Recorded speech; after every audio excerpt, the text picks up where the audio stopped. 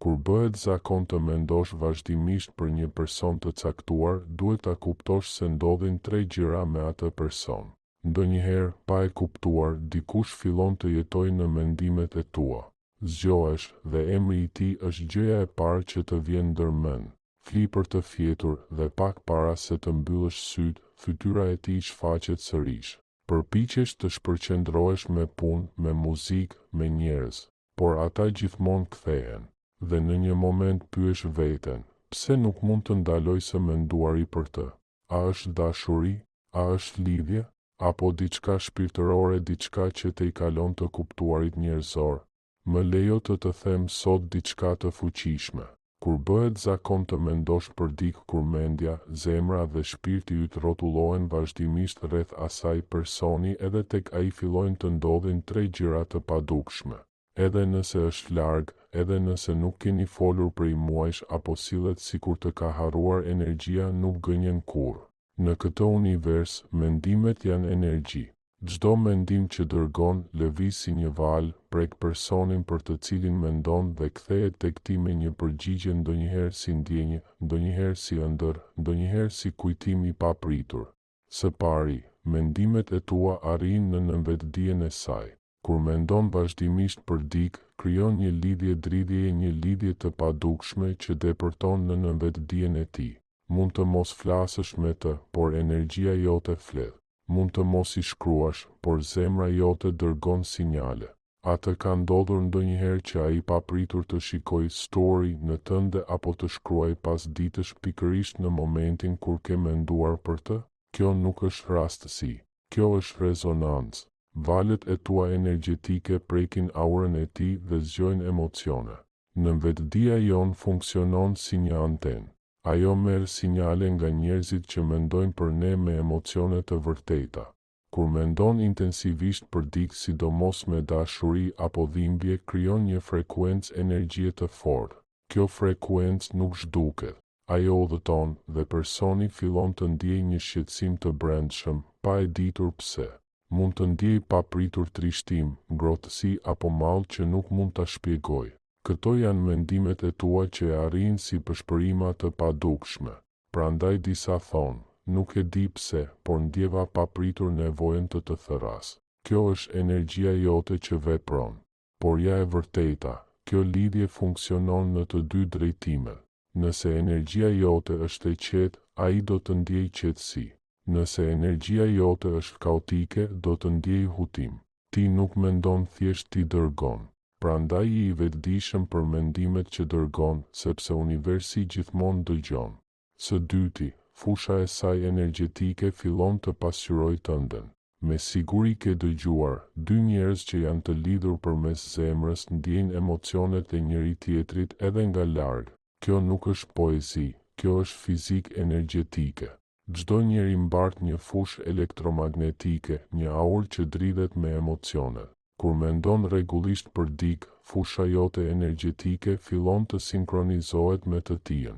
Gjendja e tij shpirtërore ndryshon, mendimet e tij fillojnë të pasqyrojnë të tuat. Madje edhe rrjedha e jetës së tij mund të përshtatet në mënyrë të padukshme me ritmin tënd. A ke vënë re se mendon për të dhe ai papritur bëhet online? Apo ndihesh I trishtuar dhe ai të shkruan pikërisht në atë moment? Kjo nuk është rastësi, është pasqyrje lidhjes suaj energjetike. Mendon për të në 2 të natës dhe ai ndjen shqetësim në gjumë. Ti ndjen paqe dhe ai ndjen ngrohtësi, pa e ditur pse, sepse aura jote prek të tijën, si valë që takohen në mes të një liçeni të qetë. Sa më emocionale të jenë mendimet e tua, aq më e fortë bëhet kjo lidhje. Kur mendon me dashuri, mirësi dhe falje, shëron të 2 zemrat. Por kur mendon me dhimbje, zemërim apo fiksim, bllokon energjitë tuaja. Prandaj universi të pëshpërit shpesh. Lësho jo sepse personi s'ka rëndësi, por sepse dashuria duhet të rrjedhë. Dashuria nuk do të thotë pronësi, por lidhje. Kur mendon me dashuri, pa pritshmëri, energjia jote bëhet forcë shëruese për ty dhe për të. Do të vëresh se ai bëhet më I qetë, më I kthjellët, madje më I lumtur, sepse dridhja që dërgon vepron shëruese. Ti e ndikon vazhdimisht qoftë përmes kaosit apo përmes paqes. Zgjidh pra paqen, sepse çdo gjë që mendon për të bëhet pjesë e atmosferës së tij emocionale. Së treti, fati fillon të riorganizojë rrethanat midis jush. Tani vjen e treta dhe më e fshehta e vërtetë. Kur mendon vazhdimisht dhe me emocione të thella për dikë, fati fillon të reagojë. Universi nis të riorganizojë situata, takime dhe rastësi në mënyrë që të vini përsëri në harmoni energjetike.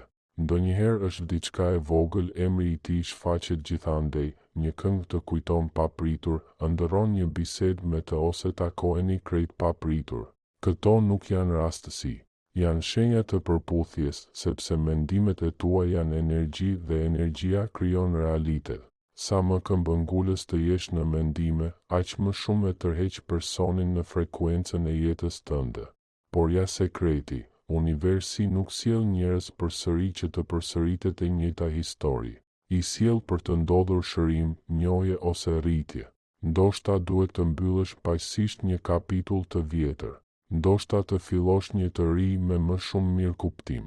Ose ndoshta duhet vetëm të kuptosh se dashuria nuk përfundon kurrë, thjesht ndryshon formë. Nëse lidhja juaj ka qenë e bazuar në emocion të vërtet, universi do të të dhurojë mundësi për të rilidhur përmes mesazheve, ëndrave, sinkronizimeve ose ngjarjeve të përbashkëta.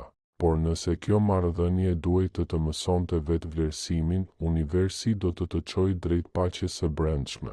Në çdo rast kur mendon për dikë me ndjenjë, gjithmonë ndodh diçka, ose brenda teje, ose rreth teje. Kjo është kuptimi i këtyre tre të vërtetave. Kur bëhet zakon të mendosh për dikë, është shenjë e energjisë së papërfunduar. Do të thotë se shpirtrat tuaj ende flasin me njëri tjetrin përmes heshtjes, përmes distancës, përmes kohës. Nuk do të thotë gjithmonë se është shpirti yt binjak apo gjysma jote. Ndonjëherë do të thotë thjesht se ai person erdhi për të zgjuar diçka brenda teje, dashuri, durim, falje ose forcë. Çdo njeri për të cilin nuk mund të ndalosh së menduari është një pasqyrë që të tregon diçka për vetveten. Kur ndjen dhimbje, do të thotë se duhet të shërohesh. Kur ndjen mall, se duhet të mësosh vetë dashurinë. Dhe kur ndjen paqe, do të thotë se ke kuptuar mësimin. Universi përdor njerëzit për të na treguar çfarë duhet ende të mësojë shpirti ynë. Dhe të mendosh për dikë nuk është dobësi, është vetdije. Është zemra jote që kujton sa thellë ka ndier dikur. Si ti kthesh këto mendime në energji shëruese. Kur mendimet e tua kthehen vazhdimisht, mos lufto kundër tyre, drejtoji. Sepse sa më shumë ti shtypësh, aq më të forta bëhen. Provo këtë, sa herë që fytyra e tij shfaqet në mendjen tënde, thuaj ngadalë: po të dërgoj paqe, po të dërgoj dashuri.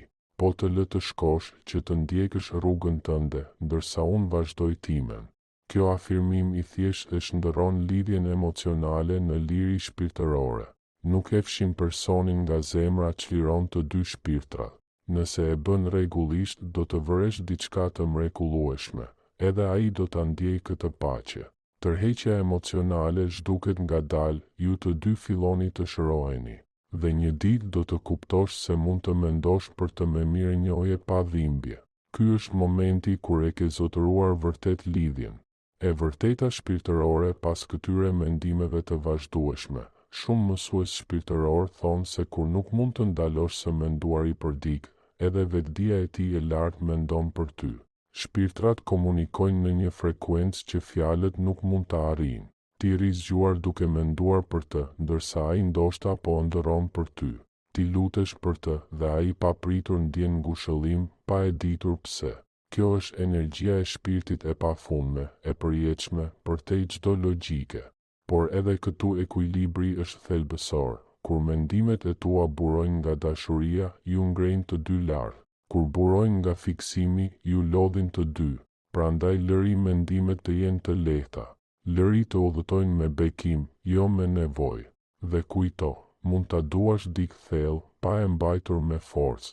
Mesazhi përfundimtar: nëse pra është bërë zakon të mendosh për dikë, kupto një gjë: nuk je i çmendur, as i dobët. Je thjesht një njeri me zemrën ndjeshme dhe me energji që lidh fort. Por dije këto tri të vërteta: mendimet e tua arrijnë në vetdijen e ti. Energjitë tuaja pasqyrojnë njëra tjetrën, dhe fati riorganizohet për t'ju mësuar, shëruar ose ribashkuar. Mendo pra me urtësi, sepse mendja jote nuk është thjesht një hapësirë, është një transmetues. Mendimet e tua nuk janë private, janë të fuqishme. Dhe personi për të cilin nuk mund të ndalosh së menduari, e ndjen gjithashtu. Ndoshta jo me fjalë, ndoshta jo me vepra, por thellë brenda vetes, sepse energjia nuk gënjen kurrë. Prandaj, kur fytyra e tij të shfaqet sërish në mendjen tënde, buzëqesh, merr frym thellë dhe thuaj: uroj që të dy të gjejmë paqe, dashuri dhe kuptim në këtë lidhje. Dhe pastaj lësho me hir, sepse nëse vërtet i përket jetës tënde, ai do ta gjejë rrugën për t'u kthyer. Jo me detyrim, por përmes forcës së butë të fatit. Ndonjëherë zemra e di atë që mendja nuk mund ta shpjegojë, dhe ndonjëherë lëshimi është akti më i dashur nga të gjithë.